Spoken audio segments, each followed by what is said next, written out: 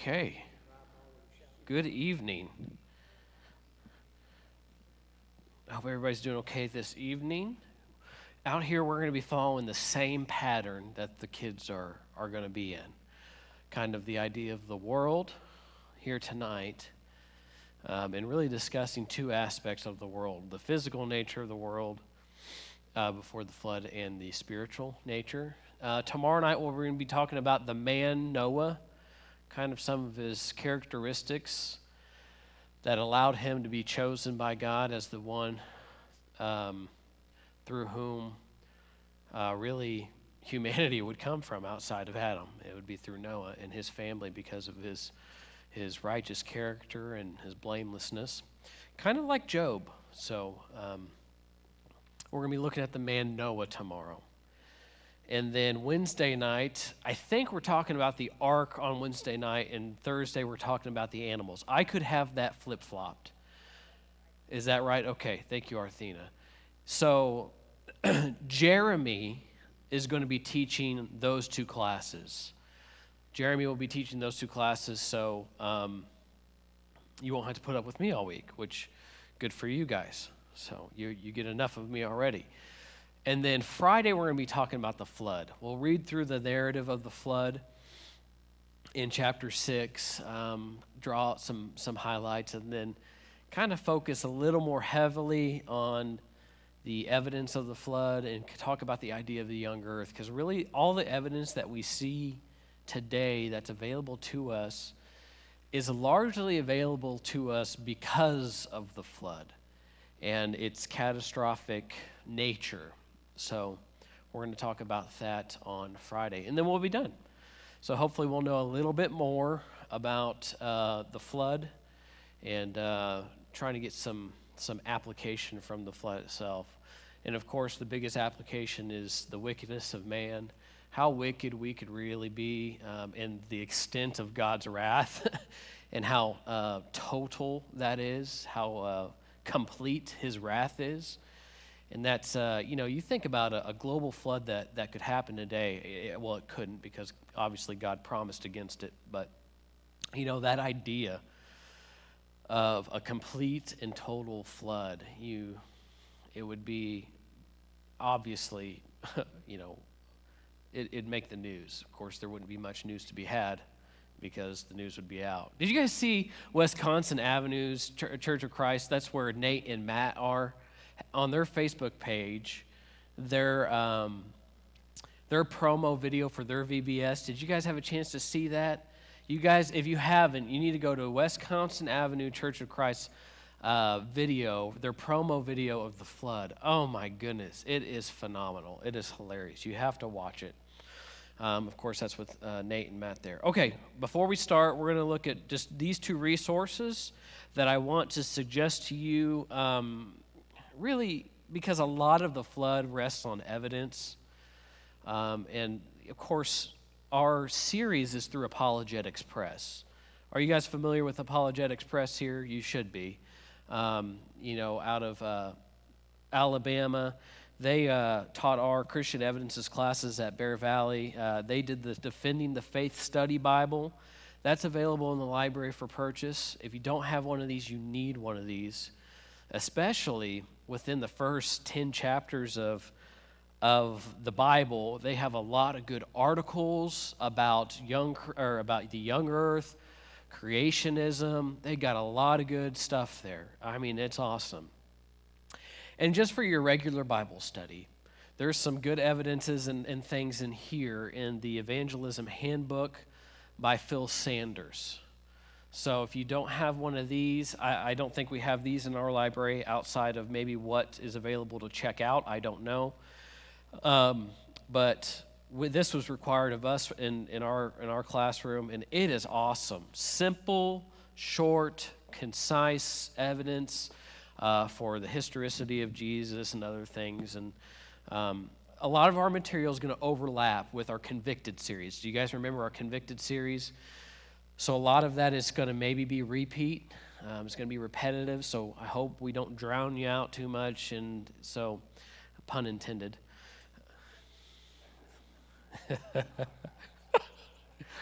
I like working with a crowd this size. This is great. You guys are funny.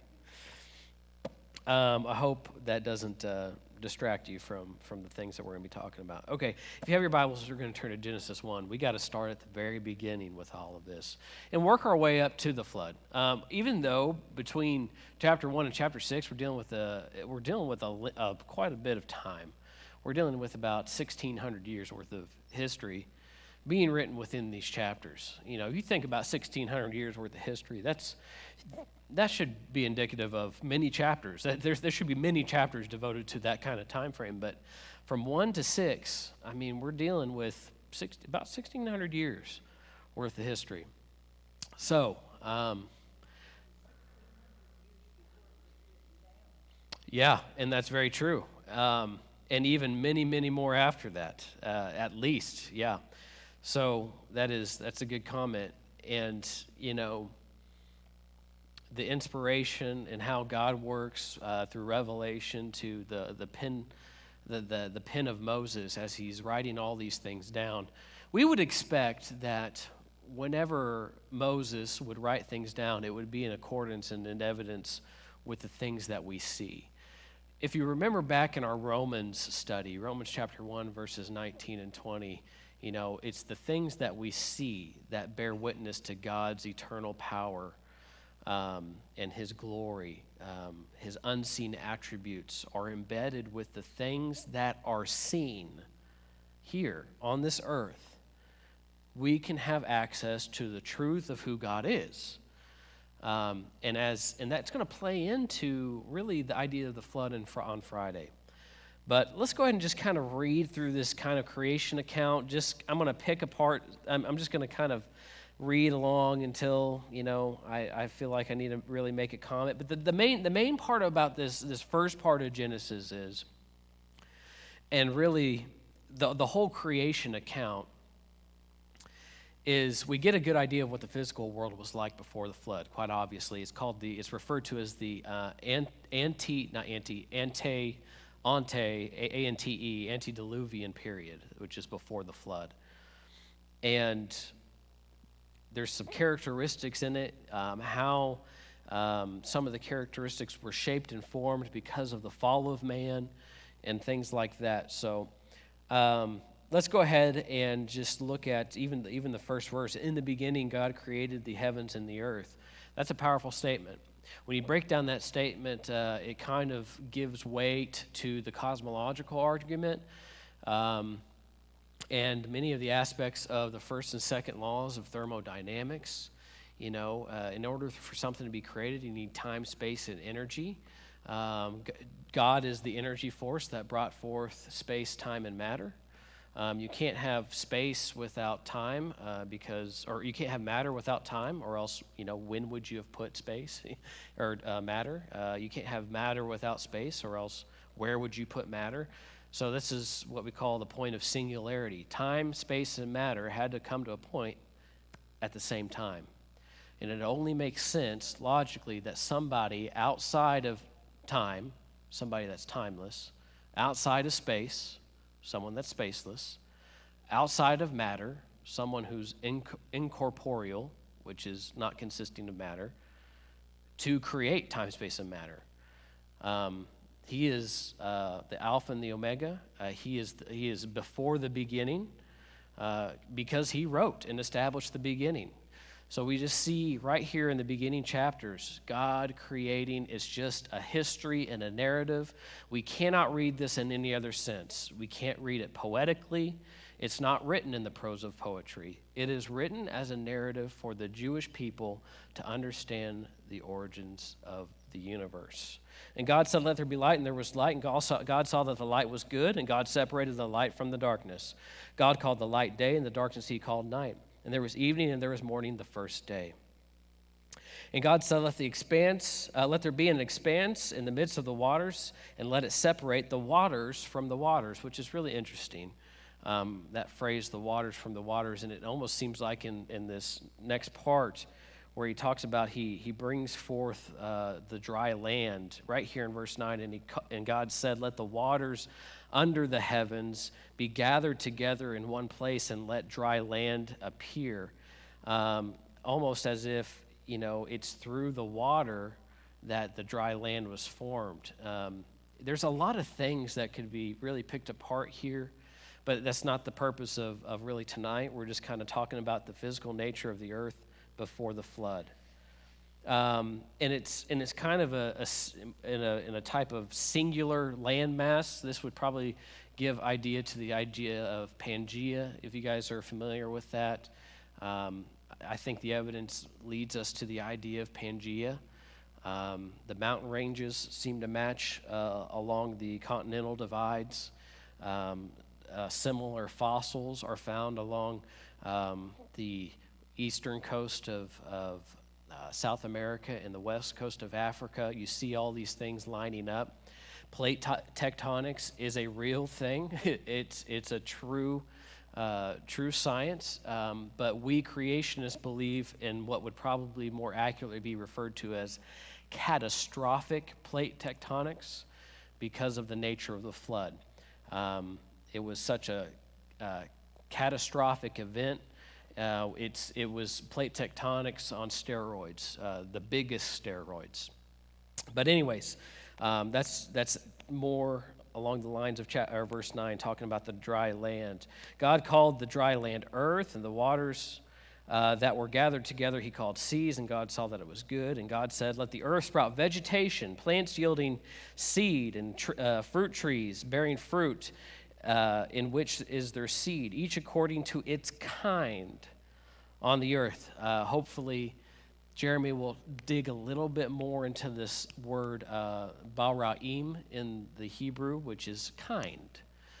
We can liken the animal kinds in that word to be that of the taxonomic family of family or genus.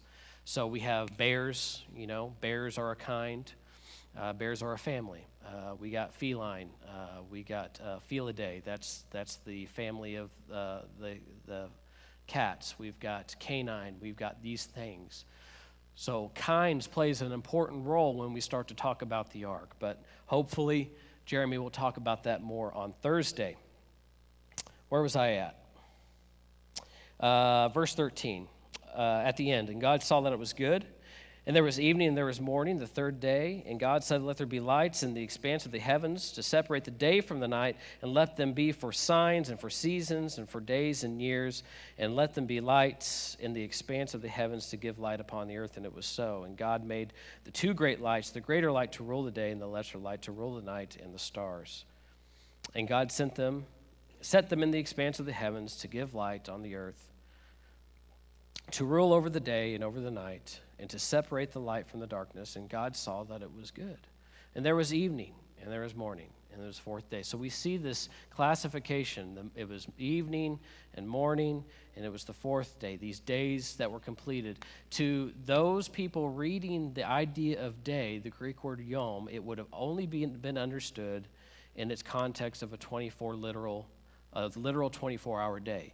We know this because when you do a word study on the word yom or yom, overwhelmingly it's talking about a literal 24-hour day. It's not talking about, as we would use it as an expression, well, back in my day. It's used very seldomly like that, or any other way in the Hebrew language. So they would have understood it, and the distinction of the day in the specific character, it was morning and it was night, evening and it was morning, day. So we see this being expressed in Exodus when we talk about the Ten Commandments. I believe it's Exodus 20, if you'll turn there.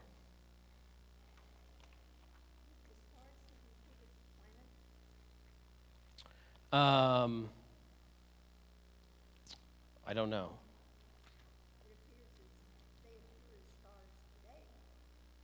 Yeah, that's true. It could. Yeah, it seems like it could.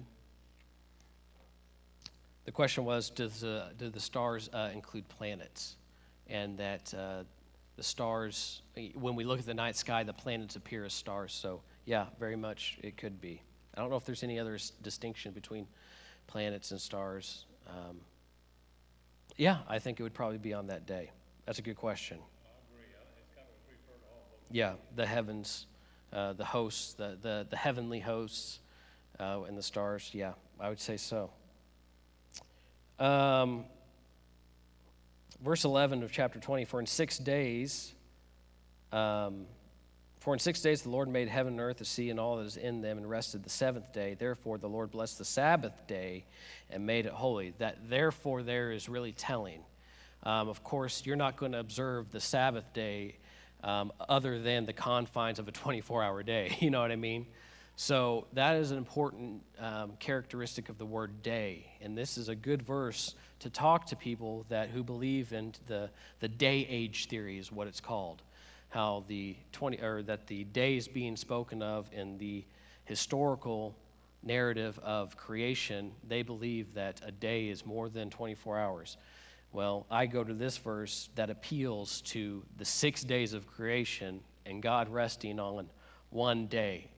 Therefore, they're going to rest also on the Sabbath day. They didn't rest for more than 24 hours or for an extended period of time.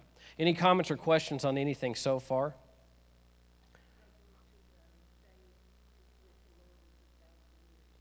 Yeah, they appeal to verses like that. A day is 1,000 years, and 1,000 years is a day. They'll go to that, but I think what we've laid forth is evidence enough of things. I think that's just talking about God's eternal nature. It makes no matter to him. Why? Because he's outside of time. Everything's already happened. That's why he could cover the sins of the people in the Old Testament, because he's outside of time. He knew what was going to happen. He knew his son was going to suffer and die, Acts chapter 2 and verse 23. He knew that the church was going to be in place, Ephesians chapter 3. He knew all these things. That was his plan. He's outside of time. That plan will be done. He knows if Austin's going to be right there with him in heaven. He knows if Austin's name is written in the Lamb's Book of Life. And I'm making sure it's staying there as best as I know how. So, anyway, any other thoughts or questions so far?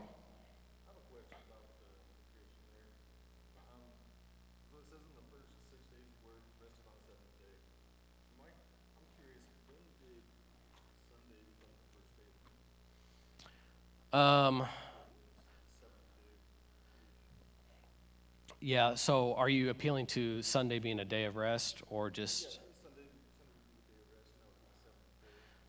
Yeah, so really we'd be arguing from etymology and from language.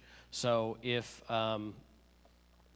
in the writings of the early church fathers, Saturday wasn't Saturday. It was Saturn's day. Sunday was the day of the sun.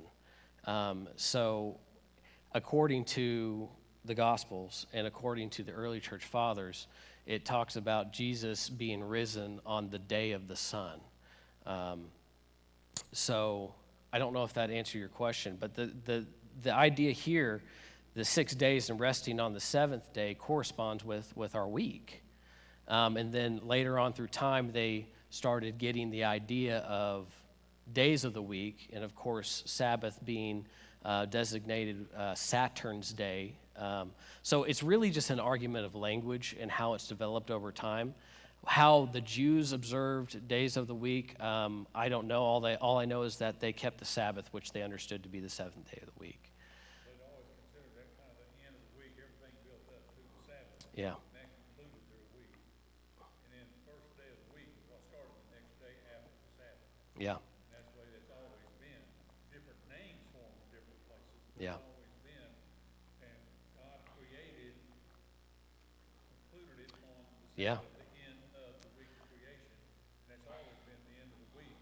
The next day has always been the first day of another week to start. Mm-hmm. Like I said, different names over the time, but it's always been that same order. That's right. As God worked, man worked all the way up until that day of rest. Pat, you have a comment?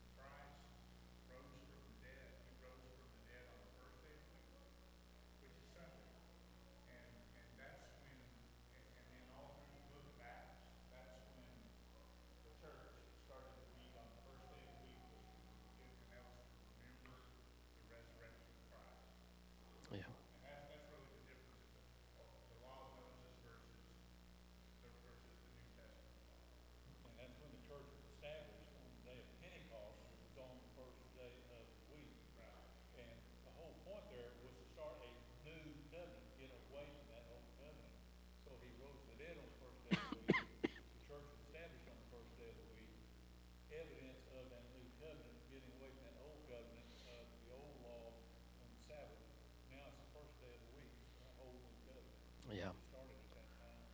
Yeah.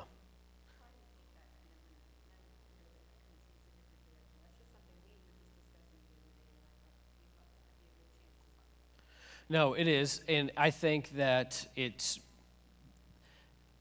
the reason why we have these 7 days is because it corresponds with, you know, God's, the 6 days that He created and He rested. And I'm sure there's some mathematical sense behind that God knew that allows us to observe, why 7 days and not 8 days or 6 days or something like that. Well, we know why Sunday. Pat and Dan, thank you guys for expanding on that. And for our viewers at home, we were just talking about the idea of, why Sunday? Where did Sunday come from? And why is that the first day of the week opposed to other timelines? So anyways, good thoughts, good questions so far on all of this. Now we're going to start getting into the idea of animals and plants coming forth, and that really just going to summarize this next section because we need to move forward. That we during this time and animals had a plant-based diet. The plants were available to us for food. And God said, "Behold," in verse 29, "I have given you every plant yielding seed that is on the face of the earth, and every tree with seed in its fruit. You shall have them for food. And to every beast of the earth, and to every bird of the heavens, and to everything that creeps on the earth, everything that has the breath of life, I have given every green plant for food." And so it was. And God saw everything that He had made. And behold, it was very good. And there was evening, there was morning, the sixth day. So it's not until Moses gets off the ark in Genesis chapter 9, if you'll turn there, that we see this idea of the animals being given for food.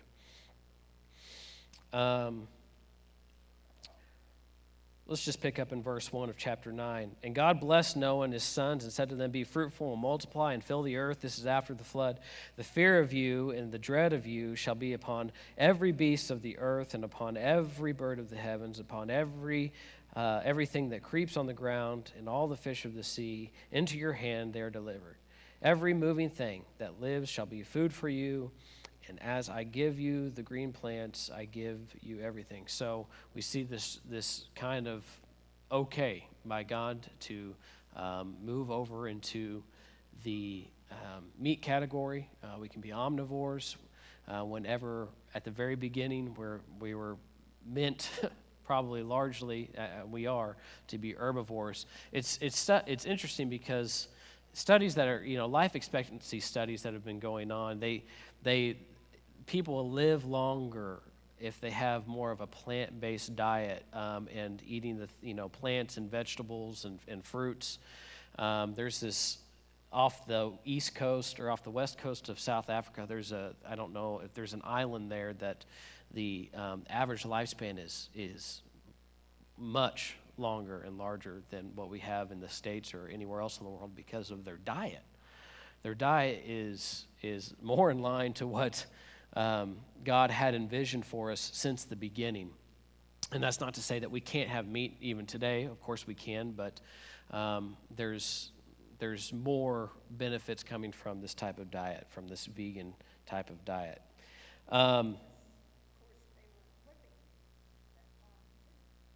Yeah, they had access. Which kind of brings me to our next point.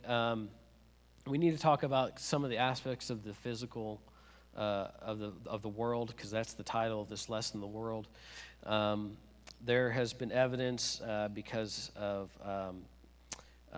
atmosphere that's been what's the word? Excavated, so to speak. There's little air bubbles that we can test the atmosphere of the pre-flood world. Oxygen fetching up to 38%.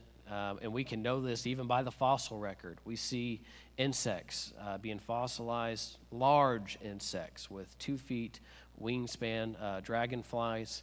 We see 8 feet centipede fossilization. 8 foot, could you imagine running into an 8-foot centipede? And something that I was reading through today, which is really interesting, to go along with this evidence of oxygen being higher in the atmosphere back then, insects, they don't have lungs, shocker, but which I'm not going to say that wasn't too much of a shock to me because I'm an idiot, but they take in oxygen and really through their skin, through their whole entire body. There's these pores that they take in oxygen, and if you look at the size of these insects, they did an example of it was really a thought example or a thought illustration. If we look at something if we look at a cube and it's an inch, the surface area is 6 square inches. There's 6 sides to a dice, but the area of that cube is 1 unit, 1 cubic inch. That makes sense, doesn't it? 1 by 1. So the ratio is 6 to 1. So as the mass gets bigger, you lose more surface area, but gain more of the volume. So as we expand that to 2 by 2, I have a chart here. You expand it to 2 cubes by 2 cubes that are an inch. You have an area of 8 cubic inches and a surface area of 24 square inches. That ratio is 3 to 1. So your surface area that allows you to take in more oxygen goes down because the mass is going up. So if you imagine this big dragonfly, it's going to require a lot more oxygen in the atmosphere to allow it to compensate for its size. If you get up to 8 by 8, that is 64 square inches and 64 cubic inches, which is a ratio of 1 to 1. That makes sense, doesn't it?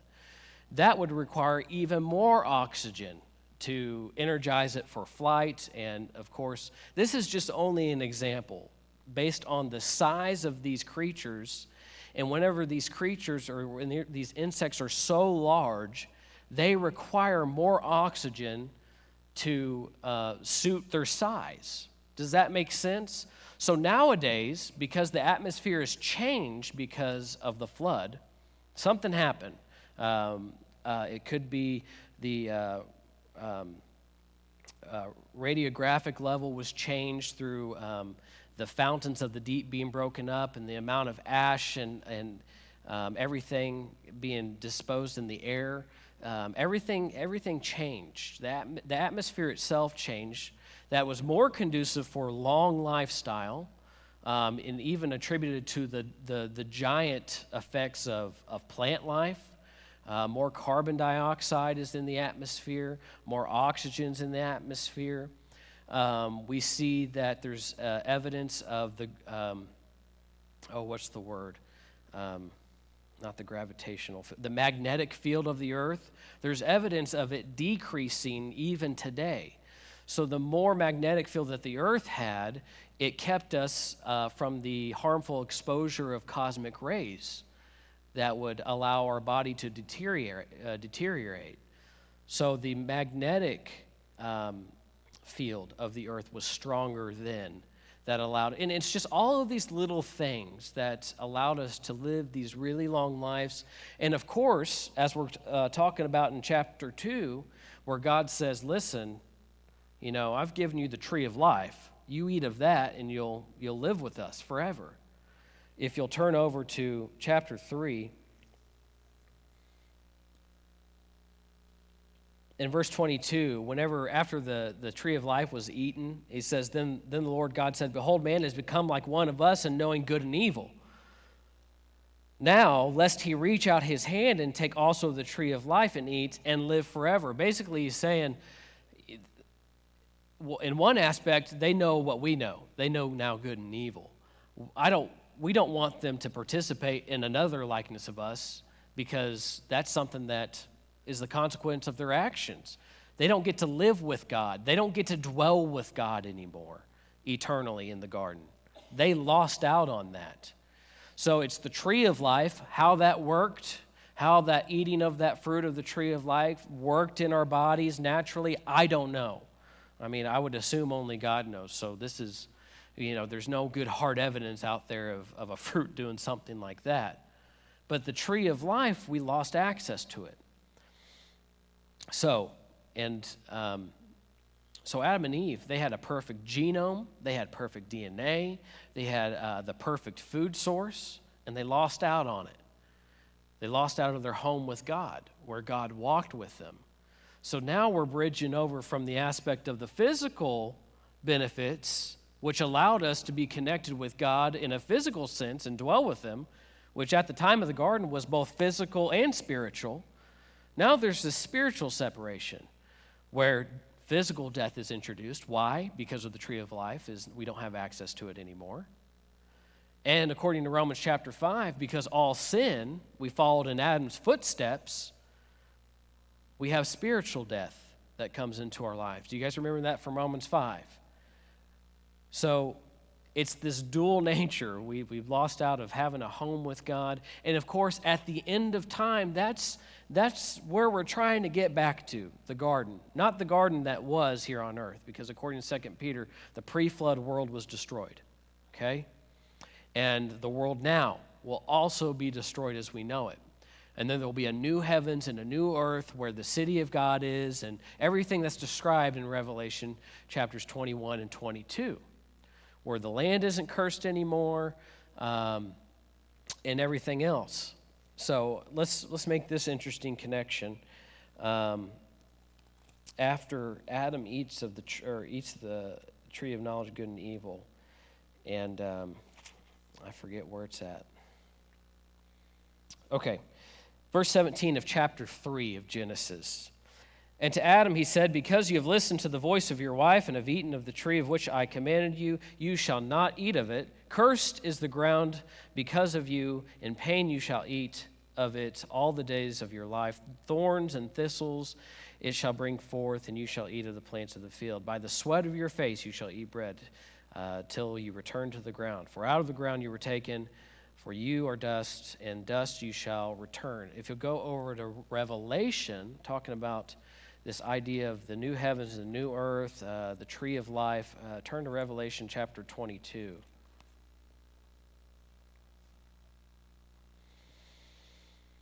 Let's pick up in verse 1 in Revelation chapter 22. Boy, we're going from, you feel the weight of your Bible just go floomp as we go from Genesis to Revelation. We're going to the end of time because we're getting back to where God was. That's the main thing. And so let's not forget the major spiritual aspect, and really probably the more heavily applicable point of this lesson tonight is our sin, according to Isaiah 59, separates us from God. It's because Adam chose to eat of that which God commanded, you shall not eat. There's that separation. You don't get to be with God anymore because you didn't obey God. You didn't trust His word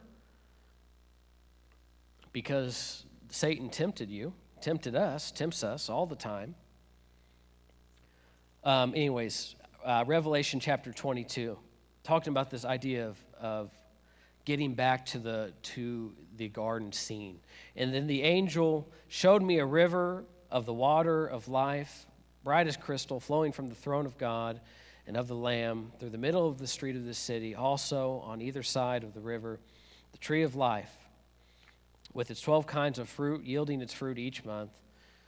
The leaves of the tree were there for healing of the nations. There's the idea of kind of maybe a regeneration and access to being rejuvenated, the bodies that we'll have then. No longer will there be anything accursed. Well, we live right now on the things that are accursed because of Adam. And really, it would have happened. It's happened to each one of us. So I'm not trying to put Adam in some sort of category, but he's the one that gets it because he's the one that did it. So and Eve.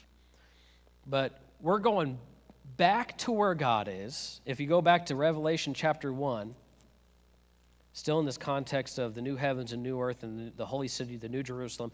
Then I saw, Revelation 21, then I saw a new heaven and a new earth, for the first heaven and first earth had passed away, and the sea was no more. And I saw a holy city, New Jerusalem, coming down out of heaven from God, prepared as a bride adorned for her husband. And I heard a loud voice from the throne saying, behold, the dwelling place of God is with man.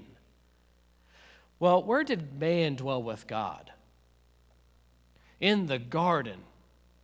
We're trying to get back to the garden scene where we have access to the tree of life, where we're with God, and everything is back all hunky-dory the way it's supposed to be. In the meantime, according to Romans chapter 8, the creation is groaning, right? You remember that, learning about that last week? Pat taught in here. I listened to that, Pat. Great job. The creation is groaning. We ourselves are groaning. We are under this bondage. The creation is under this bondage. It's just waiting to be set free. It has the pains of childbirth to give birth to a new creation where there is no suffering, where there is no pain. So we're just waiting for the redemption of our bodies, us to be set free to a body that will not die by having access to the tree of life, by having access to dwell with God. We're trying to get back. That's what the Bible is trying to get us back to, being with God. And the only way, and the most beautiful part about this, is we couldn't do it on our own. We can't.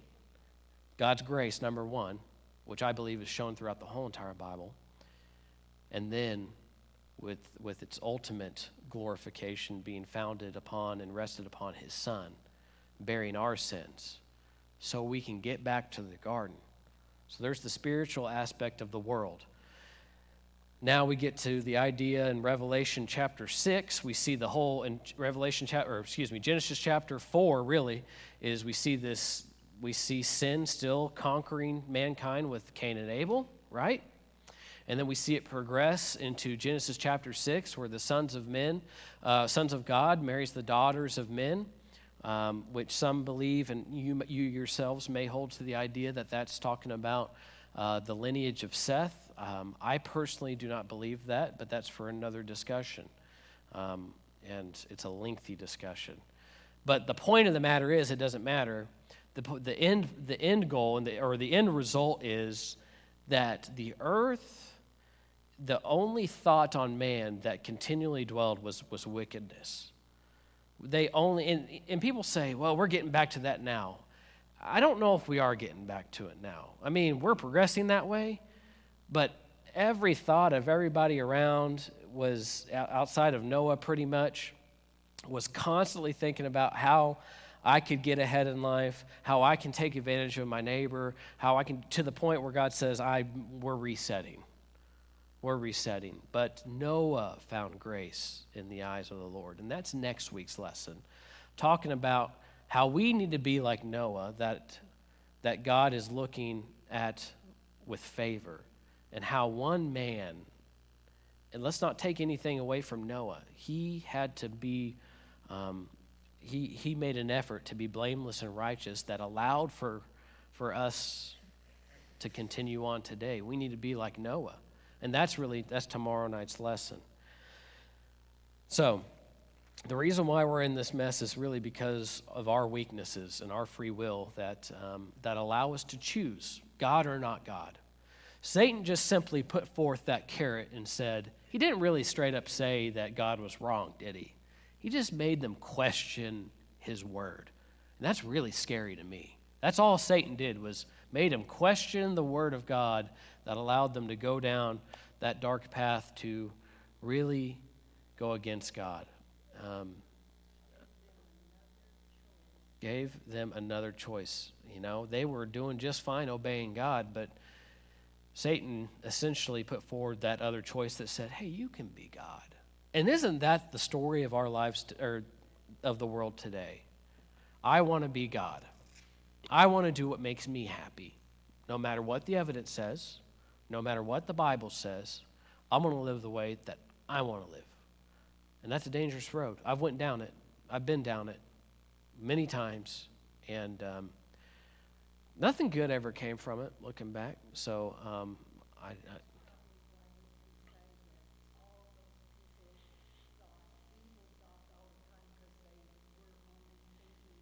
that's right.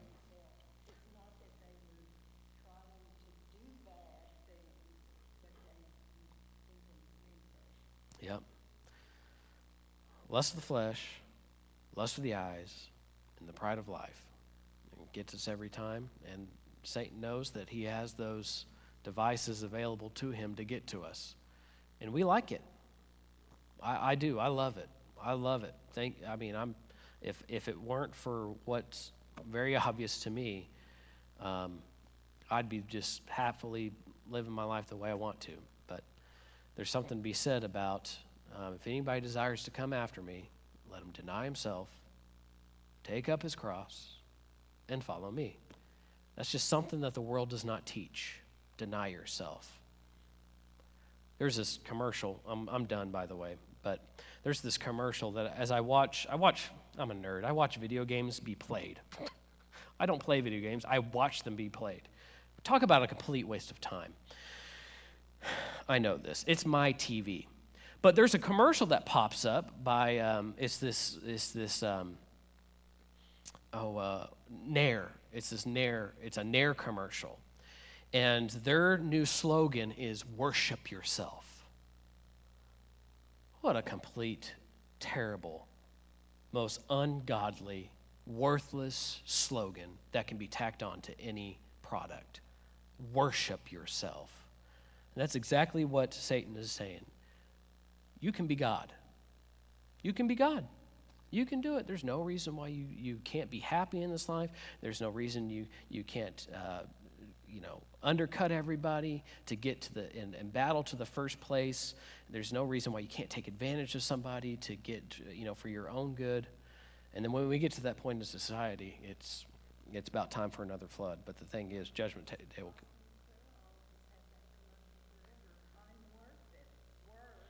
Oh, yeah. Oh, yeah. It was the first time I seen it, so it's pathetic.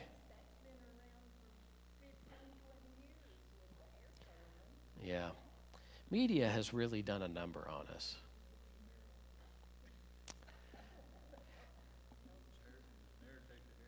That's right. That is.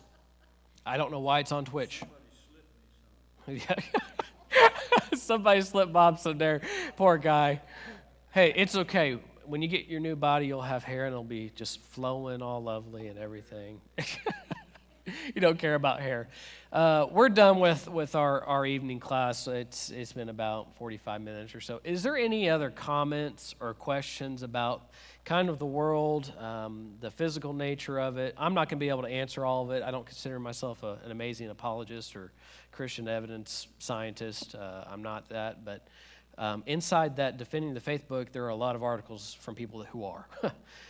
So I appeal to them, and they taught us in class, so I just try to do my best to do what I can with the material. And of course, the spiritual aspect of it is something I know a little bit more about, mainly because I lived it and how much it separated me from God, and how this just only rings true in the end. So that's it. That's the class. Not unless anybody has any last comments or questions. Well, I appreciate that. Thank you. And it's not me. It's what the Bible, I think, teaches. So I'm just pointing it out, and I know that's all I do, and that's all Dan does, and we just try to bring it out as best we know how. So I appreciate the comments. And tomorrow night we're going to look at Noah, and then the rest of the week. So I won't be here. I will be here, but I won't be teaching Wednesday or Thursday. Luckily for you, you'll have Jeremy. So. Guys, have a good night. God bless. I hope this has been beneficial to you, and we can discuss any things further if you want to.